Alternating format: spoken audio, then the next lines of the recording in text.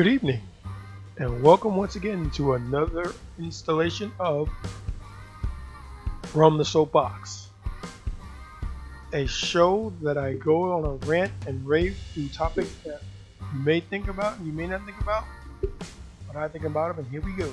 Oh, but before we get started, a little bit of housekeeping. If you like the show, if you like what I'm talking about, so hit this like button. Takes 2 seconds. 1 second if you're fast, 2 seconds if you're slow. But it's free. Repeat, it's free. And it goes a long way in helping YouTube algorithms, organically push the show out to more and more viewers and help us grow. If you want to take it a step further, you really like it, consider subscribing to the channel. This way, you'll be down with the cause, and if you want to go a step further, you can hit the notification bell, and that's will let you know when there could be new shows and or live streams upcoming that you can listen to. And believe me when I tell you, they're coming. We got a whole bunch of stuff in the pipes. We just got to start getting ready. We're in the final stages of it now because we want to do it right. Consider that. It'll be worth the wait. I promise you that. If you want to go further, if you really like the show, if you want to rock with it, if you want to show your support, consider donating to the cause. You can go through CashApp. You can go through Venmo. You can go through GoFundMe. You can go through the Super Chats when we go live. There are quite a few ways you can show your love and support to the show. And also, as far as Super Chats are concerned, as always, and as other people have done, I'm going to do it too. We're going to actually read your Super Chats live on the air. So if you want your views known all over the world, drop some money down. It'll be worth it. And now, on with the show.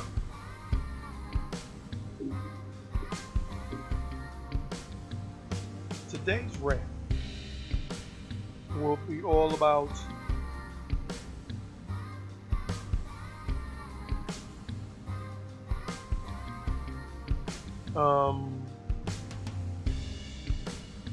it'll be about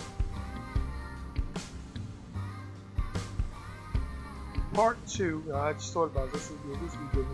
Part 2 on getting people to like your stuff. No, what part? This show will be about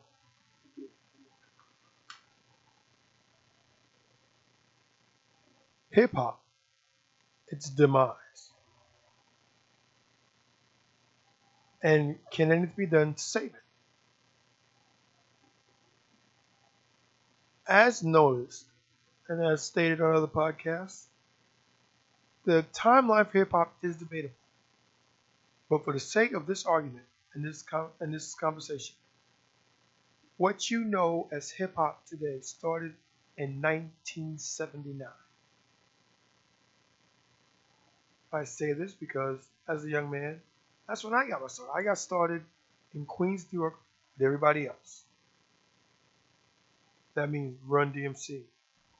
That means Jam Master, well, Jam Master's with them, but that means LL Cool J, Grandmaster Flash, people like that, DJ Divine, people like that, people that were down from day one, and I was. The summer of '79, the advent of good times. That was the beginning of it. Everybody and their mother was rapping on good times. That began this odyssey. And it grew as art forms must grow. And it changed with the times. And here's where everything starts to get fuzzy. Because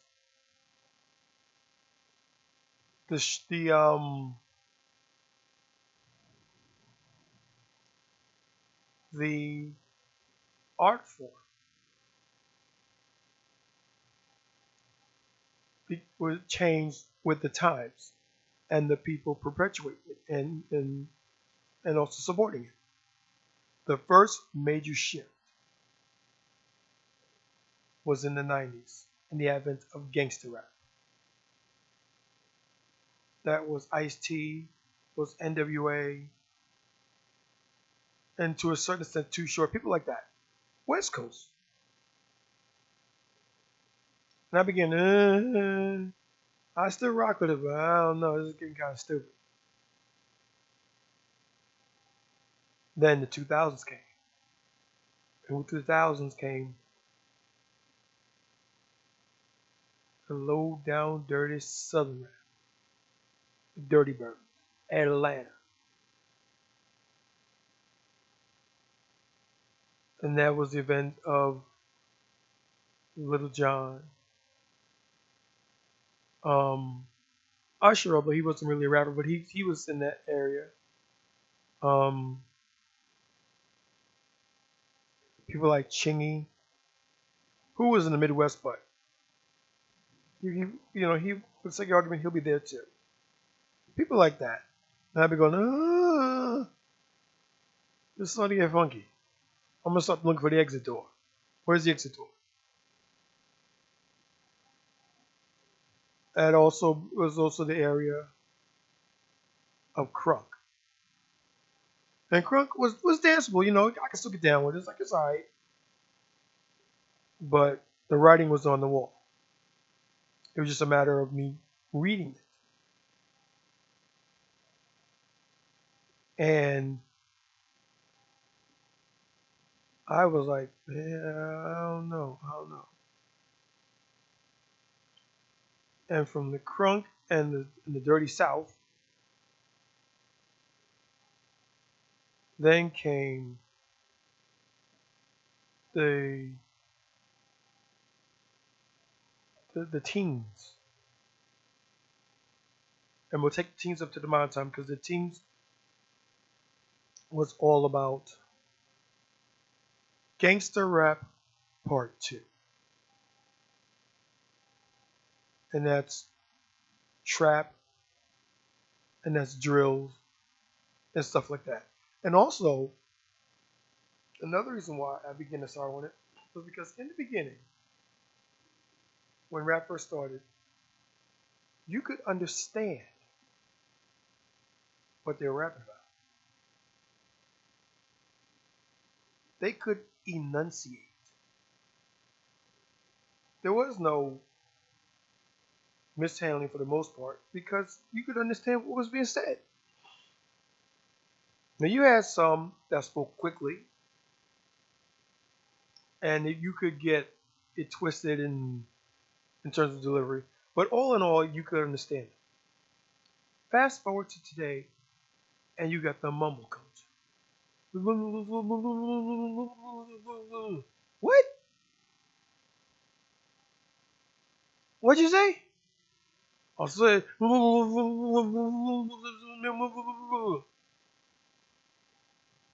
That's what I thought you said. Next,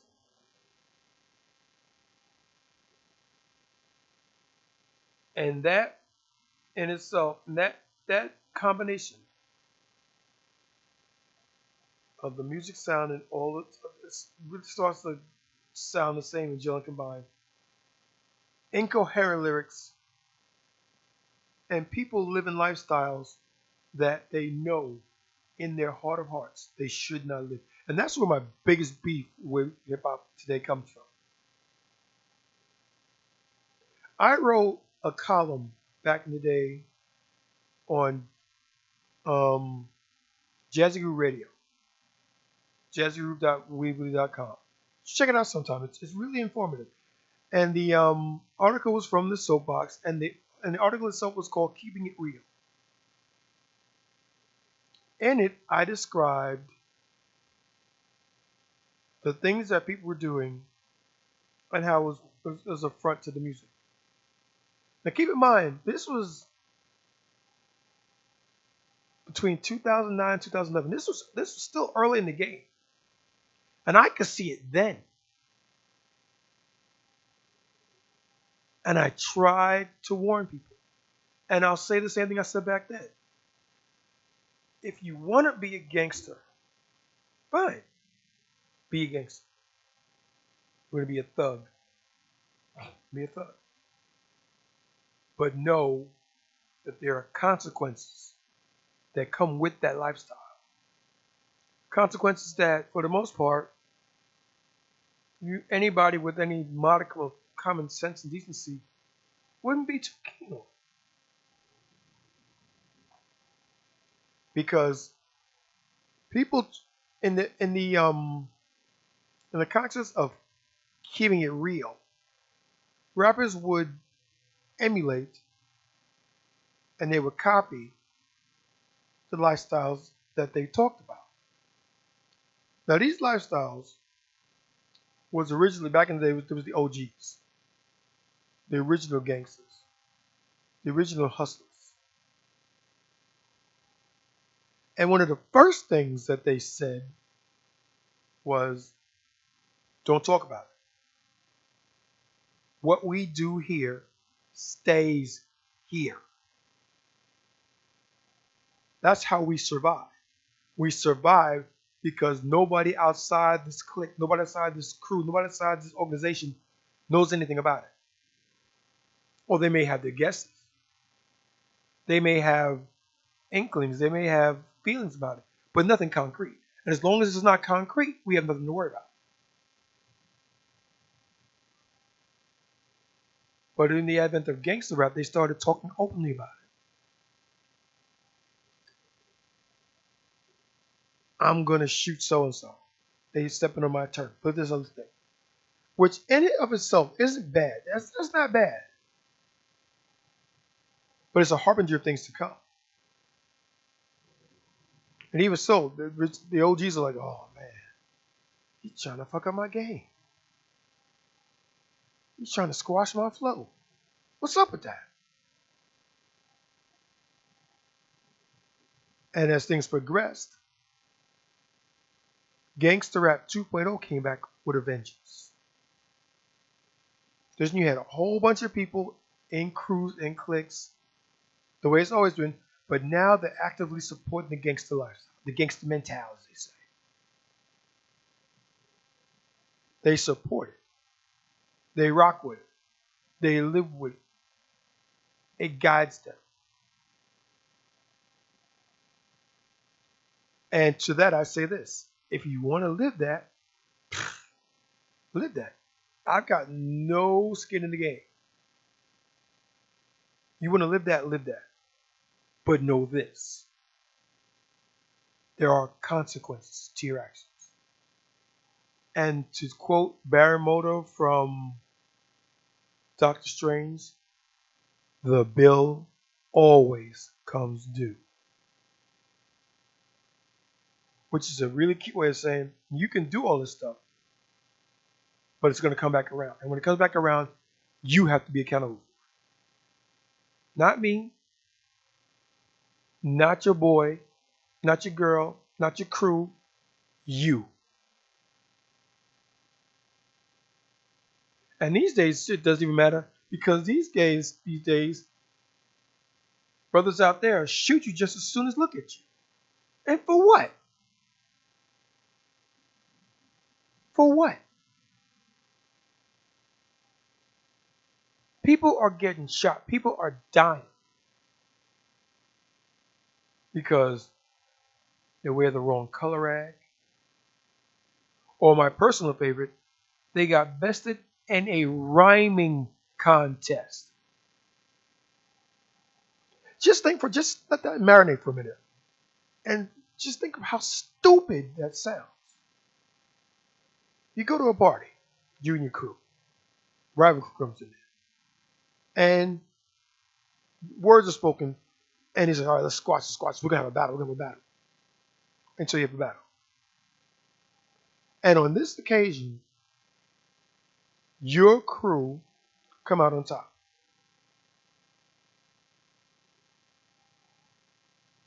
Your crew had the better flow, had the better rhymes. You came on top. Now, where I come from, in my day, Your boys saying, "Oh, yo, don't worry, we'll give him next time." So you went home, made your rhymes tight as hell. You practiced them. You got the flow, you got the cadence, got all that stuff out. You went back to the next part. You went to the next party, and you sorted out that crew, and you took it to them. And it would go back and forth. One week you win, next week they'd win. They go back and forth, and due to that, you get a begrudging amount of respect. It's like, I can still beat them. I respect. Good looking out.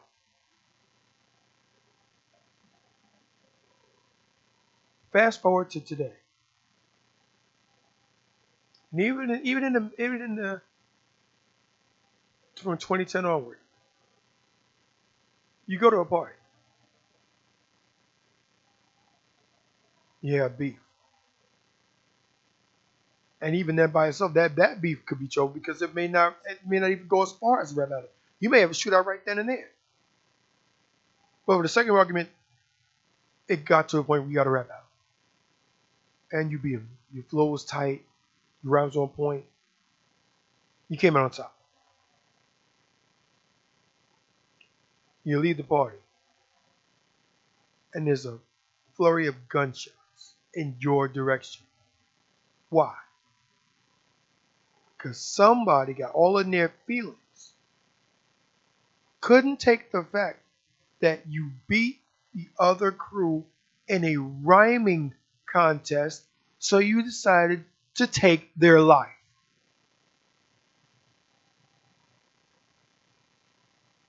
What? Rewind that? You got smoked. Or at the worst. At the least, you got shot at. Someone tried to end you because you had the fortune or misfortune, depending on how you looked at it, in coming out on top of a rhyming contest.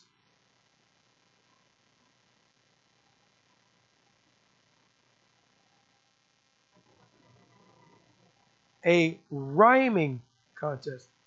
And a time when two people or a group of people, depending upon how it was set up, went at each other with rhymes in the hopeful outcome of them coming out on top. The winner got bragging rights, the losers got commiserations.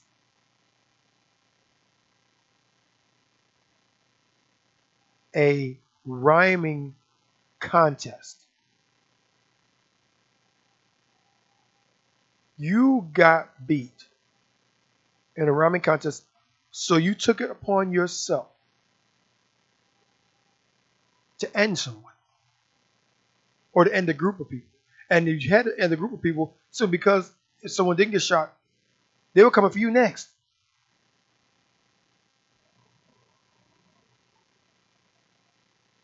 Hyper masculinity on full display.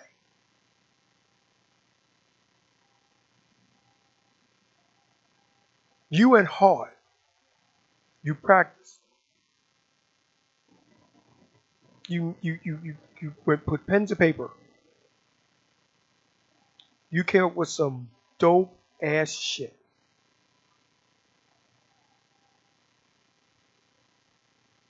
And you get a bullet in you for that work.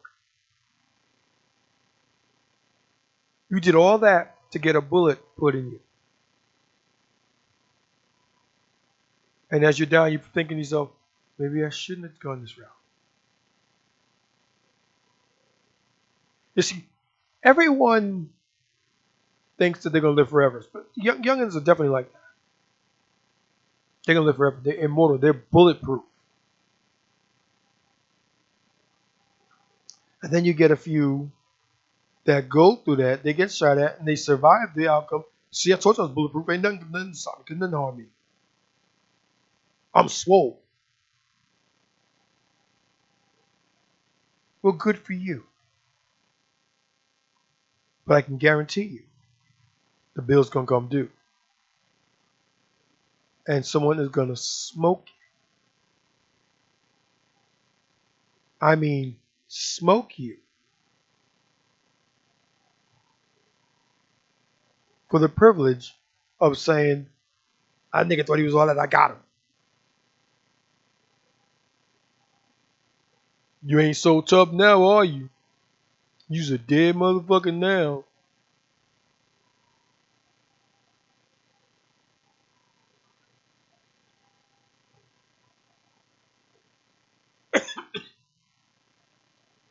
That's how little we think of each other these days.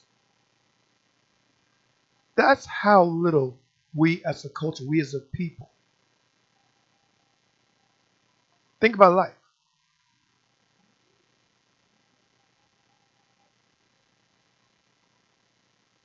To take someone's life because on one particular day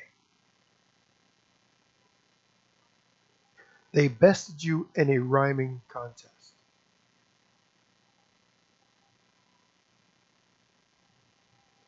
How stupid. How juvenile. That's toddler mentality. And even toddlers ain't that bad. A toddler doesn't get his way, he'll have a hissy fit. He may stomp, he may scream, he may take his toys and go home. But that's as far as it's getting. He's not gonna pull a gun and start shooting at people.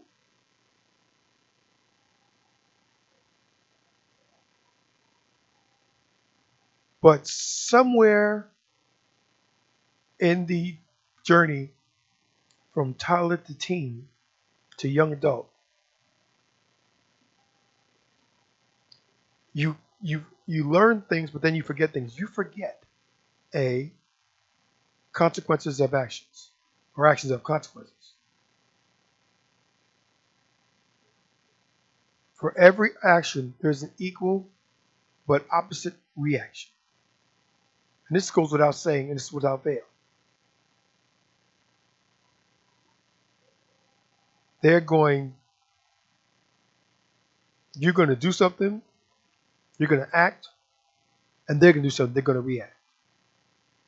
This is as old as time itself. You get me, I get you. An eye for an eye, a tooth for a tooth, a life for a life.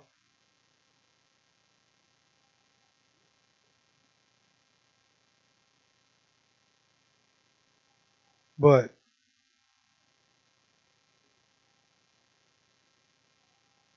it uh, that leads into this next topic here.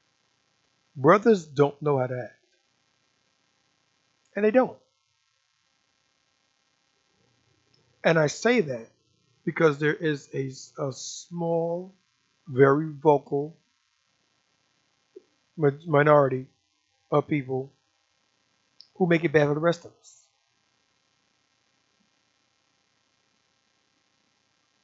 They make it bad. They make it bad for the rest of us. They feel they're gonna do what they want, when they want, how they want, and the heck with everybody else. Which by itself is incredibly selfish, incredibly short-sighted, and just flat out wrong.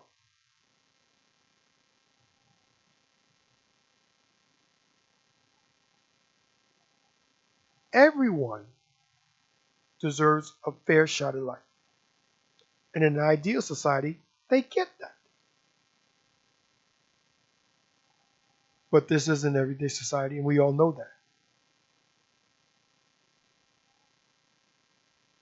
This isn't a utopia. But it doesn't need to be, and it doesn't have to be. Because it's common sense.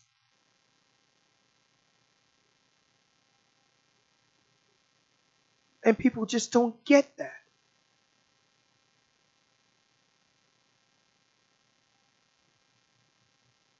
People need to be mindful of how they present to the public.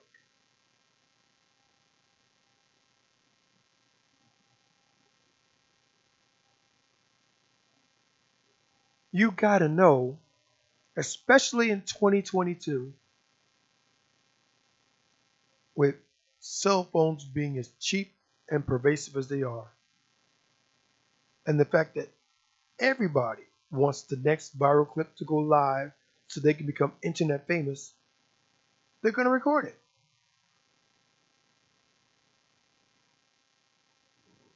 So you can do that deed. Just know that somebody somewhere has got it on tape or they've recorded it and they're uploading it. And the world is going to see it. And as it's been told, many, many times, the internet is forever. You can't get everything off the web. You can try, but it'll never happen because for everyone that's seen it, that means that a copy of it is on the computer, ready to upload again. If it's something really, really interesting, you can get multiple people uploading it with different points of view.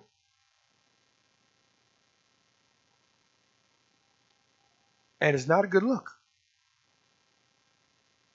It's never a good look.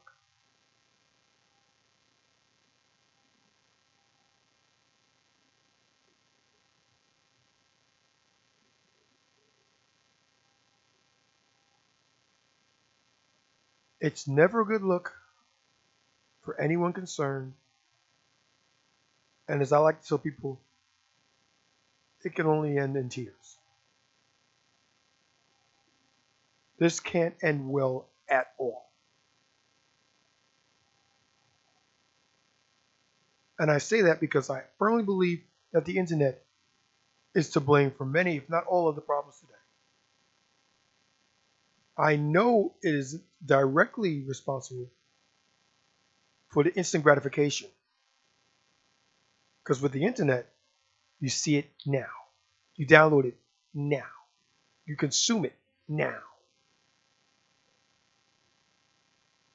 Gone are the days of waiting. Shoot, if you really want to see something, somebody somewhere has even uploaded it, and it's not even finished yet. I remember back in the day when the Wolverine movie came out, someone uploaded an unfinished version of it, complete with green screens.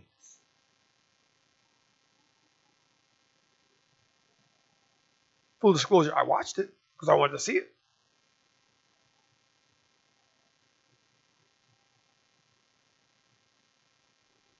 But it was out there.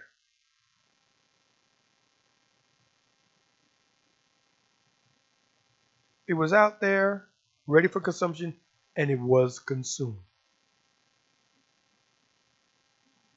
Fashions, lifestyles, all that good stuff can be seen online anytime. And if you really like it, you can download it and you emulate it. And that's what all the crazes on the trends are. Somebody somewhere thought it would be a good idea to do something, and they uploaded it, and then people started emulating it. People started doing their own thing to it. Hell, TikTok is one giant Me Too platform. It's not as bad as it used to be. When I first got onto it, what was it, 2019? It was still a dance floor.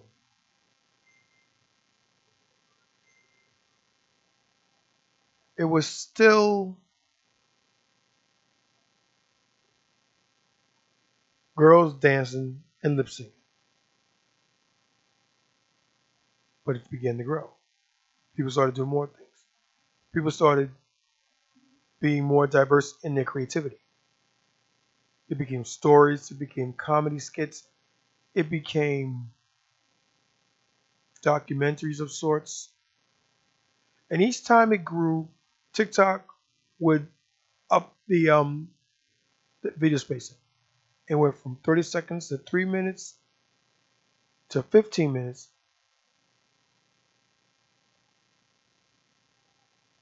And it's only going to grow because people, the hunger for their content is as great as it's ever been.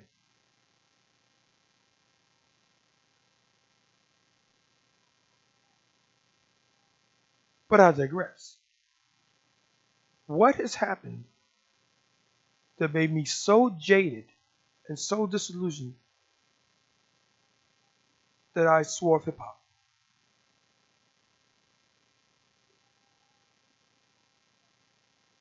And to that, I have two words: P&B Rock. His tragic story encapsulates everything that I've talked about up to this point. And I'm sure you already know about it. But for those of you living under a rock, he and his girlfriend went to a Waffle House. And his girlfriend decided, as they do, as you normally would do, to post where they were going.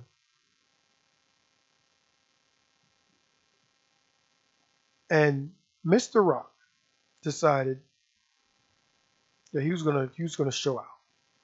So he was in his bling car, all his bling jewelry, and they went to the Waffle House. And they had, all accounts, they had a good time, laughing, joking, all that stuff like that. And as he was leaving, he was gunned down.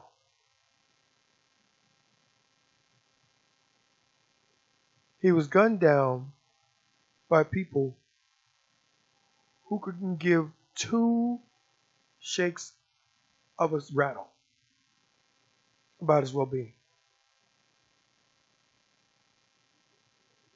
It didn't matter to them that this man had made it on his own merit, with help of others, but basically he was able to do it.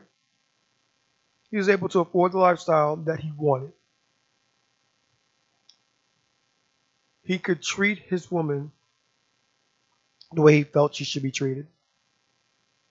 And it didn't matter to them, nobody. It didn't matter to them. It didn't matter to them that he had children.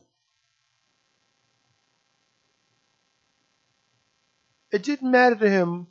It didn't matter to them that all his hopes and dreams and aspirations would end because somebody, somewhere, for some reason, decided it was time for him to check out. And of course, the internet went crazy. He was blaming his girlfriend. Why you put stuff like that? This is the other thing.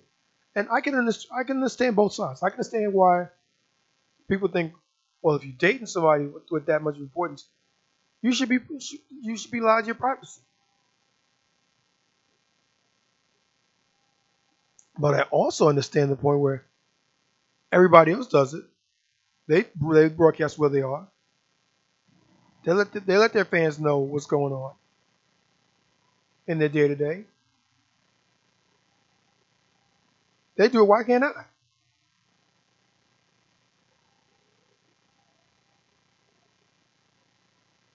And the truth of the matter is, no matter what side of the fence you're sitting on, and honestly, when it comes to something like that, there is no side of the fence.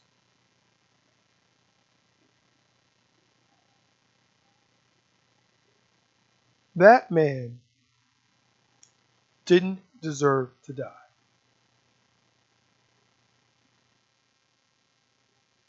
Full disclaimer, I'm not a PB and Rock fan.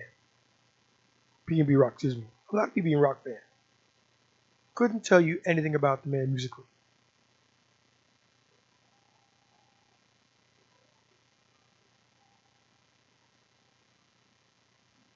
Truth be told, I wouldn't know him if he walked up and smacked me in my face.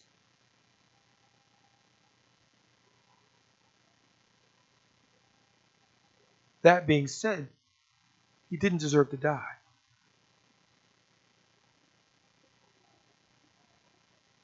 He didn't deserve to have everything that he was, everything that he would be, everything that he is, was and would be taken away by some people who didn't care about him.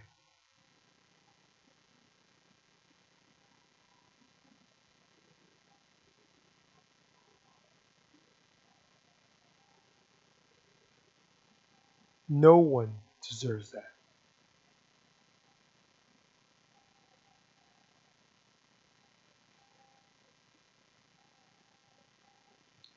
So I say to you,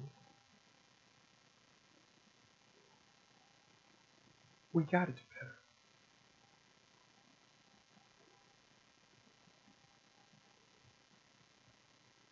I know I'm in the no illusion whatsoever that my words are going to change the world tomorrow. People are going to be what people are going to be, and nothing these days, nothing will deter from it. And truthfully, that's not my business. That's not my point. It, it's not my concern in the sense that I desire to make myself the world's savior. That's not my function. That's not my job. That's not my calling. But if I can reach one person, one person, and get that person to think twice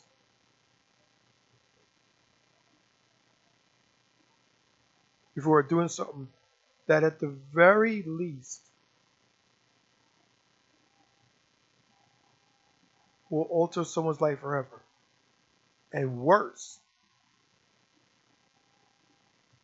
alter their life to the effect where they're either incarcerated or killed over some trivial nonsense.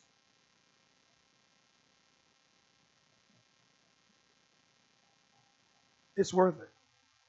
And I say that because people are inherently lazy.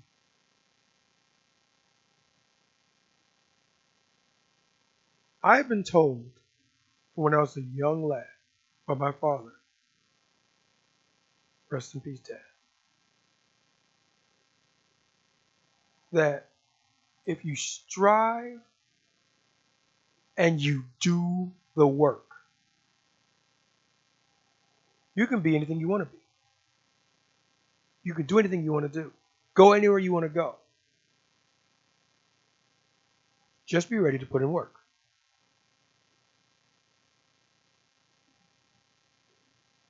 And to the vast majority of us, we do that. Hence, jobs.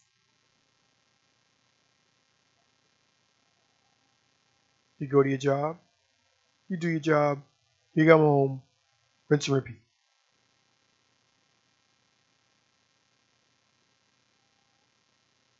Why is it that you got a group of people who have decided, I want the easy way. I'm not going to work for it. I'm going to take it. And I'm going to do whatever needs to be done. Take any risk to make my thing reality.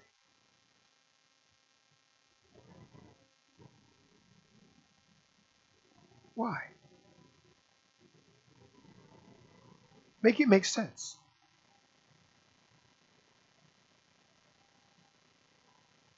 You don't want to do what 95% of the current population is doing.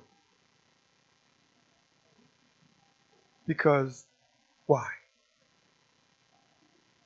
Because you're lazy? You can't be bothered? You found a cheat code.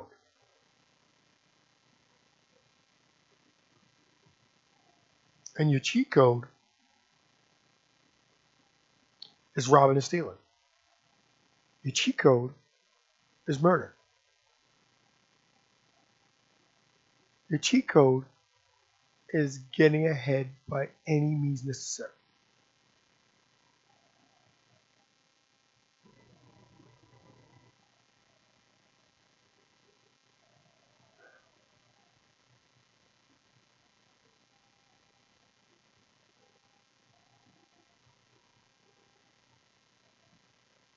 Do better.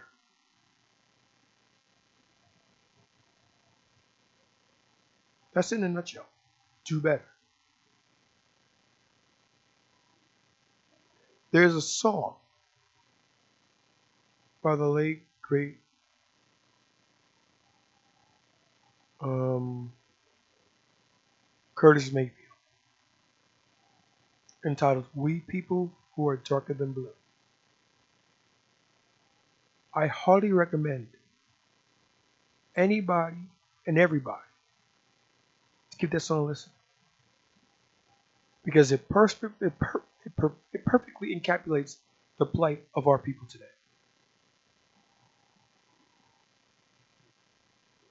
And the third verse thinking about goes something like this. Now I know we have great respect. To the sisters and mothers, it's even better yet. But there's a joker out in the street robbing one brother and killing another. By the time comes when we are truly free, there be no brothers left to see.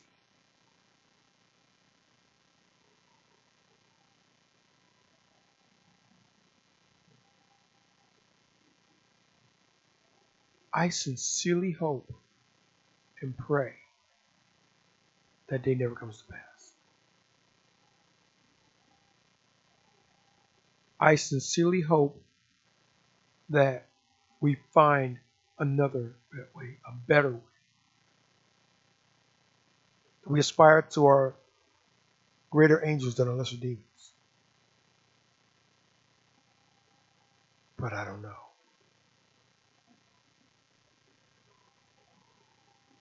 It takes less thought to take than it does to give.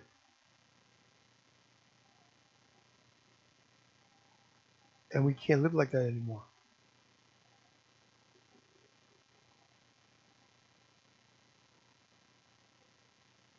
Something to think about.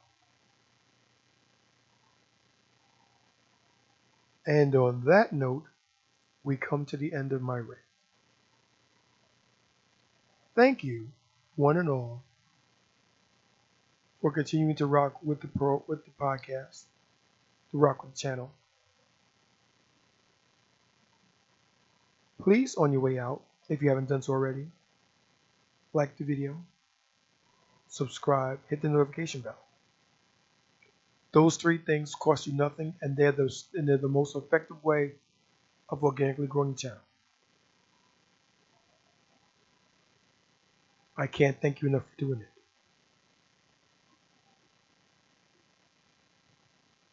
And I want to thank you all for your continued love and support. And until the next time, this is OBJ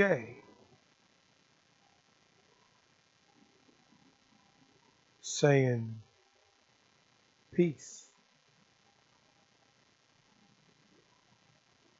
and good night.